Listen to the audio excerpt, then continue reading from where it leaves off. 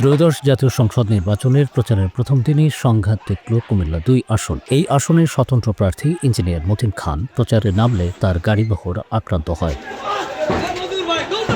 ৭২ ঘন্টা ময়েশ্চার সমৃদ্ধ lily body wash, শিয়া বাটারের goodness skin repair করে রাখে সফট ও গ্লোয়িং।